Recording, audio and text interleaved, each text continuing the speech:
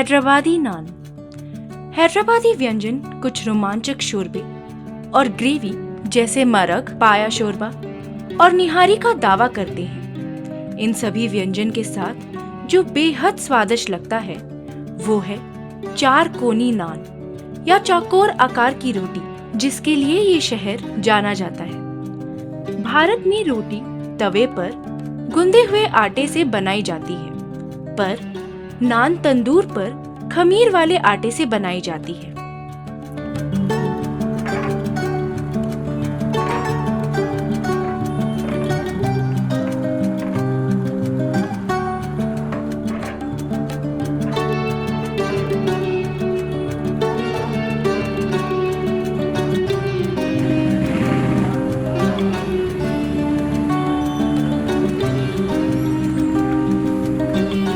Hello, नमस्ते, सलाम। मैं हूँ आरजे अनुष्का और हमारे आज के इस खास एपिसोड हैदराबादी नान में आप सभी का स्वागत है। नान शब्द तो यूं ईरानी भाषा का है, लेकिन खमीर यानी ईस्ट का कॉन्सेप्ट मूल रूप से इजिप्ट का है। इजिप्ट में खमीर, इसका इस्तेमाल ईसवी सन की शुरुआत से भी सैकड़ों साल पहले का है। नान के लिए आटा, दही और ईस्ट को गूंदा जाता है।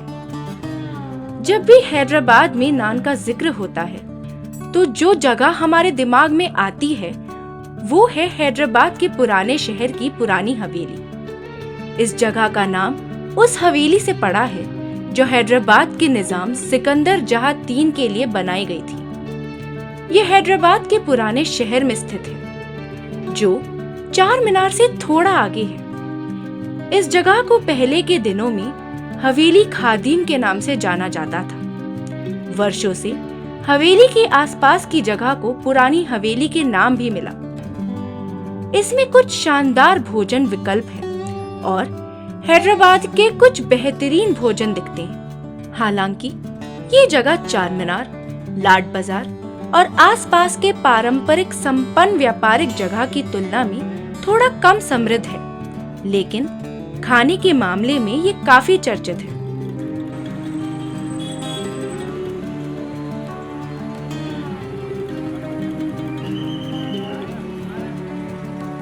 अलग अलग आकार में आते हैं, जैसे चौकोर, ओवल, तारा और यहाँ तक कि दिल के आकार की। हैदराबादी नान, जिसे चार कोनी नान या नान के नाम से जाना जाता है, वो सबसे प्रसिद्ध है। हैदराबाद की रोटी की उत्पत्ति पुरानी हवेली में मानी जाती है। सड़क के दोनों किनारों पर आपको इस नान की दुकानों की एक सरनी मिल जाएगी जो सिर्फ रोटी बेचती है और कुछ नहीं। हैदराबाद में अभी भी इन पुरानी परंपराओं को बनाए रखना और कमजोर या फीका नहीं पड़ने देना बहुत खुशी की बात है। इस रोटी को सबसे पहले हुसैन ने बनाया था। हुसैन आसिफ जाह चतुर्थ के कार्यालय में क्लर्क या मुंशी के रूप में कार्य करते थे। उन्होंने नान बनाने की कला सीख ली थी और समारोह और यहाँ तक कि निजाम के लिए भी नान की आपूर्ति करना शुरू कर दी थी। जल्द ही उनके पास इतने सारे ऑर्डर आ गए कि उन्होंने 1891 में अपनी नौकरी छोड़ दी और विशेष रूप से नान बनाने वाली एक दुकान की शुरुआत की। मुंशी नान की स्थापना 1891 में पुरानी हवेली में हुई थी। यहाँ तक कि वर्तमान पदाधिकारियों को भी नहीं पता कि मूल दुकान कहाँ स्थित थी। ये दुकान करीब 60 से 70 साल पहले पुरानी हवेली में अपने वर्तमान स्थान पर चली गई थी। नौकरी छोड़ने के बाद फिर उन्होंने यह नान की दुकान शुरू की, जो शायद उनके लिए बेहतर थी, और हम अब सही मायने में ये कह सकते हैं कि उनका ये फैसला पूरे हैदराबाद के लिए बहुत बेहतर, क्योंकि इसकी वजह से लोगों को कुछ शानदार आकार की रोटियां मिलने लगी। सेवानिवृत्ति के बाद भी उन्होंने शायद मुंशी नाम रखा था और इस तरह उनका दुकान का नाम भी मुंशी पड़ गया। हैदराबाद में मुंशी नान जितनी पुरानी और भी दुकानें हैं, लेकिन उस जमाने की कोई भी दुकान इतनी अच्छी नहीं है जितनी मुंशी नान है, क्योंकि वो ना सिर्फ हमारे जुबान बल्कि हमारे दिल में है। मुंशी नान ब्रेड के कई मूल प्रकार बनाती है। सबसे पहले है 4 कोनी नान, जो सबसे लोकप्रिय है। ओल्ड सिटी के स्थानीय लोगों का मानना है कि ये लोकप्रिय है क्योंकि इस नान के आकार को 4 टुकड़ों में फाड़ना और एक मेज पर साझा करना आसान है, और खाना बांटने से प्यार बढ़ाने तो उनका रिवाज है। हैदराबादी नान के अन्य आकार एक पूरी तरह से गोल आकार है, आयताकार और क्लासिक नान आकार, जो हम आम तौर पर देखते हैं। इसके अलावा है स्टार आकार और दिल के आकार की रोटियां।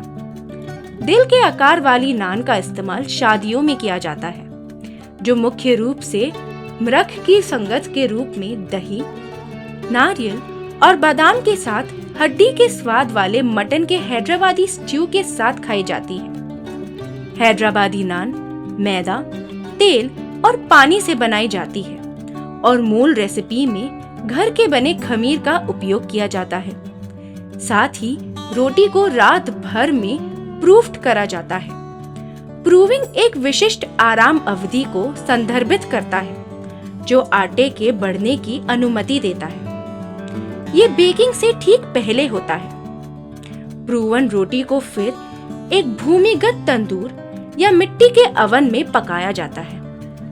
स्टार के आकार की नान शायद सबसे कम लोकप्रिय है और इसे केवल घर के विशेष कार्यों जैसे जन्मदिन और विशेष मेहमानों के लिए खरीदा जाता है।